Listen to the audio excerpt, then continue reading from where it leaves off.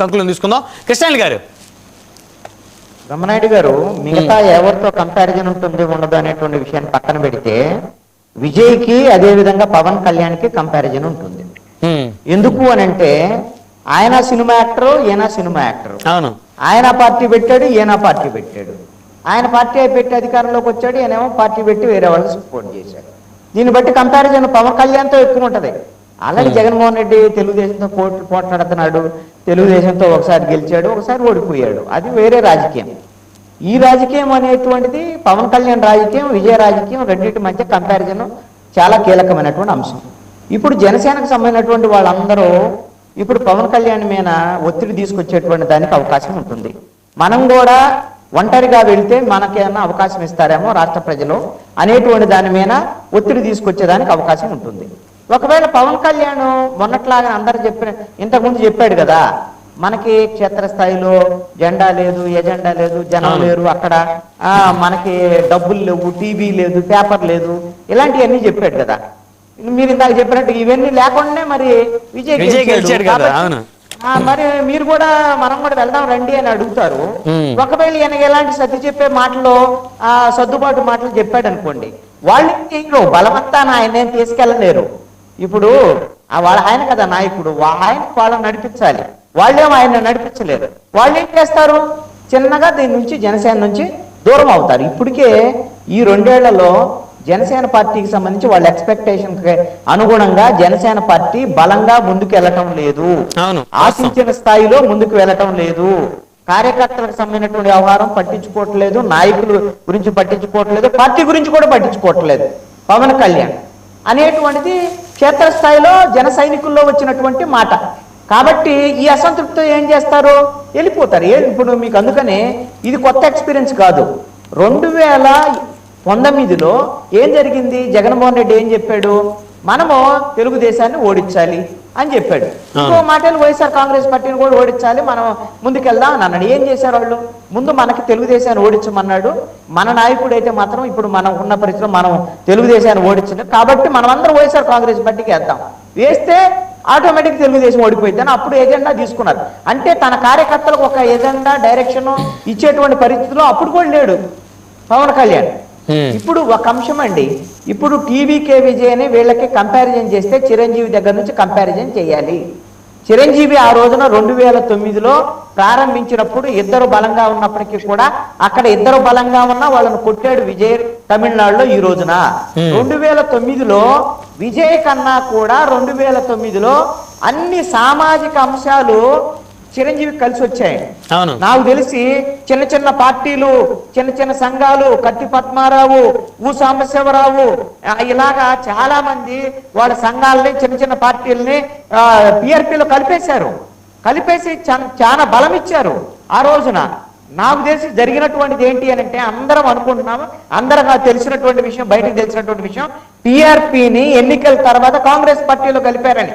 ఇది కాదు, పిఆర్పీని ఎన్నికలకు ముందే కాంగ్రెస్ పార్టీతో ములాఖత్ చేశాడు చిరంజీవి. సీట్ల పంపిణీ విషయం సమయంలోనే పిఆర్పీ ఎవరైతే వైఎస్ఆర్ కాంగ్రెస్ పార్టీకి బలంగా ఎవరైతే పిఆర్పీ వాళ్ళు ఉన్నారో అక్కడ బలమైనటువంటి వాళ్ళని పెట్టకుండా తెలుగుదేశం వాళ్ళను ఓడించేటువంటి విధంగా, మిగతా ప్రతిపక్షాలను ఓడించేటువంటి విధంగా కాంగ్రెస్ పార్టీకి ఇబ్బంది లేకుండా ఒప్పందం చేసుకొని ఎన్నికలకు ముందే ఇలాంటి ఒప్పందం మీ అనాలిసిస్ మీరు చెప్పారు. అలాగ చేసినట్టయితే బలమైనటువంటి నాయకుల్ని ఆయన రంగంలోకి దింపేవాడు కాదు. ప్రజారాజ్యం పార్టీలో చాలా కీలకమైనటువంటి వ్యక్తులు, మంత్రులుగా చేసిన వాళ్ళు, కేంద్ర మంత్రులుగా చేసిన వాళ్ళు ప్రజారాజ్యం పార్టీలో ఉన్నారు. వాళ్ళ డైరెక్షన్ లో ప్రజారాజ్యం పార్టీ నడిచింది. తెలంగాణలో పుంజాల శివశంకర్ గారు లాంటి ఒక కేంద్ర మంత్రి ఆయన నాయకత్వంలో తెలంగాణలో ప్రజారాజ్యం పార్టీ నడిచింది. మరి మీరు అసలు కాంగ్రెస్ పార్టీ ఎన్నికలకు ముందే పాలకొల్లులో చిరంజీవి గారికి ఎందుకు దెబ్బడుతుందంటే తనకందరూ తానే కావాలని నన్ను ఓడించిండని కాంగ్రెస్ తోటి ఒప్పందం చేసుకొని నా పరువు తిండని చెప్తాడా సార్? అందుకనే నేను చిరంజీవికి చాలా బలమైనటువంటి అందరూ వచ్చిన తర్వాత కాంగ్రెస్ పార్టీ గెలవటానికి కావలసినటువంటి ఎక్కడైతే కాంగ్రెస్ పార్టీకి సంబంధించి కొద్ది గొప్ప సీట్లతో ఓట్లతో ఓడిపోయేటువంటి పరిస్థితులు ఉన్న చోట అది పిఆర్పి వల్లే ఓడిపోయే పరిస్థితి ఉంటే సామాజిక అంశాలను దృష్టిలో పెట్టుకొని అలాంటి వ్యక్తులను పోటీ చేయకుండా కొన్ని చోట్ల ఆ విధమైనటువంటి రాజీ జరిగినటువంటి పరిస్థితుల్లో ఆ విధంగా కాంగ్రెస్ పార్టీ గెలిచింది అనేటువంటిది నా దగ్గర ఉన్నటువంటి సమాచారం. మీరు చెప్తున్నటువంటి ఇప్పటి వరకు ఎక్కడా లేదు, ఎక్కడా చర్చ ఎందుకు లేదు సార్ 32 స్థానాలు 1000 ఓట్లతో ఓడిపోయింది సార్ ప్రజారాజ్యం. లేకపోతే మీకు తెలుసో లేదో, మీరు అప్పుడు ఏ స్థాయిలో ఉన్నారో నాకు తెలియదు, కానీ నేను ఆల్రెడీ అప్పుడు మీడియాలో చాలా ప్రముఖమైనటువంటి స్థానంలో ఉన్నాను. అల్లు అరవింద్ మీన ఈ విధంగా కాంగ్రెస్ పార్టీతో టిక్కెట్లు అమ్ముకొని రాజీ పడ్డాడు, ఎన్నికలకు ముందే ఆరోపణలు వచ్చినటువంటి పరిస్థితి. ఒక మనిషి మీద ఏం జరిగింది అనేటువంటి దాని మీద అప్పుడు ఏం జరిగిందనే స్క్రూటినీ జరిగేదానికన్నా కూడా ఇది ఒక అంశంతో పాటుగా ఆ రోజున కాంగ్రెస్ పార్టీతో పోట్లాడి ఓడిపోయిన తర్వాత కూడా నిలబడేటువంటి పరిస్థితి బలంగాగిన ఆంధ్రప్రదేశ్ లో ఉండగలిగితే ఖచ్చితంగా 2014లో విడిపోయినటువంటి ఆంధ్రప్రదేశ్ కి చిరంజీవి ముఖ్యమంత్రి అయ్యేవాడు. 2 సార్లు చిరంజీవి ముఖ్యమంత్రి అవకాశాన్ని కోల్పోయాడు ధైర్యం లేక. 1995 తర్వాత ఎప్పుడైతే ఎన్టీ రామారావు నుంచి చంద్రబాబు నాయుడు అధికారాన్ని తీసుకున్నాడో అప్పుడే 96లో పివి నరసింహరావు చిరంజీవిని పిలిచి మరీ మాట్లాడారు అనేటువంటిది ఒక సందర్భంలో బయటకు వచ్చినటువంటి అంశం. మీరు ఇప్పుడు రాజకీయాల్లోకి వస్తే భవిష్యత్తులో కాంగ్రెస్ పార్టీకి మీరు ముఖ్యమంత్రి అవుతారు, ఆంధ్రప్రదేశ్ ముఖ్యమంత్రి అవుతారని చిరంజీవికి ప్రతిపాదన చేస్తే ధైర్యం చేయలేకపోయాడు చిరంజీవి. అప్పుడు చిరంజీవి వచ్చుంటే 2004లో రాజశేఖర్ రెడ్డి ముఖ్యమంత్రి అయ్యి ఉండేవాడు కాదు. అప్పటికే ముందే 1999 కానీ 2004లో కానీ చిరంజీవి ముఖ్యమంత్రి అయ్యేవాడు కాంగ్రెస్ పార్టీ తరఫున అనేటువంటిది ఒక వాదన. రెండవది 2009 తర్వాత బలంగా నిలబడగలిగి ఉంటే 2014లో ముఖ్యమంత్రి అయ్యాడు. చిరంజీవే నీకు కంపారిజన్ చేయడానికి విజయ్కి సరిపోతారు తప్ప విజయ్ని కంపారిజన్ చేసేటువంటి విషయంలో పవన్ కళ్యాణ్ సరిపోడు, 50% కూడా పనికిరాడు పవన్ కళ్యాణ్. ఎందుకంటే విజయ్ని చిరంజీవితో పోల్చాలి. మీరు పవన్ కళ్యాణ్ వచ్చింది టీఆర్పీ 2.0లో వచ్చి ఫస్ట్ అసలు పోటీ చేయడానికి Praja Rajyam party failure impact Jana Sena మీద ఎంత పడిందో తెలుసా మీకు? ఎంతమంది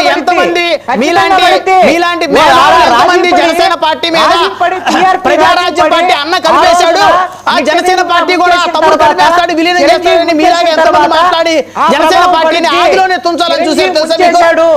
చిరంజీవి ముంచేసినటువంటి ప్రభావం ఖచ్చితంగా పవన్ కళ్యాణ్ మీద పడింది. అందుకనే భయంతో 2014లో పోటీ చేయలేదు. పాయింట్కి వచ్చా ప్రజారాజ్యం ఇంపాక్ట్ జనసేన మీద ఉంది. మీలాంటి పెద్ద పెద్ద మేధావులందరూ కూడా జనసేన పార్టీ కూడా ప్రజారాజ్యం లాగా అన్న తీసేశాడు, తమ్ముడు కూడా తీసేస్తాడని చెప్పేసి ఆదిలోనే ఆయన యొక్క ఆ ధైర్యాన్ని పూర్తిగా నిర్వీర్యం చేయాలని ప్రయత్నం చేసిన క్రమంలో పవన్ కళ్యాణ్కి ధైర్యం లేనాడు. 2014లో పోటీ చేయాలని ధైర్యం చేయలేనాడు పవన్ కళ్యాణ్ కన్నా అసలు విజయ్కి పోటీ అయిందని కంపారిజన్ చేయడానికి ధైర్యం చేశాడు కాబట్టి 2019లో పోటీ చేశాడు. చిరంజీవిని విజయ్ మాత్రమే ధైర్యం చేశాడు కాబట్టి 2019లో పోటీ చేశాడు. పవన్ కళ్యాణ్ ఎవరితో కలిసి వచ్చినా కలిసి రాకపోయినా ఒక్కడే పోటీ చేసినా పవన్ కళ్యాణ్ ఏమీ సాధించలేడు. రాజకీయాల్లో సాధించడం అనేది సాధ్యమయ్యే పని కాదు. మస్తాన్ గారు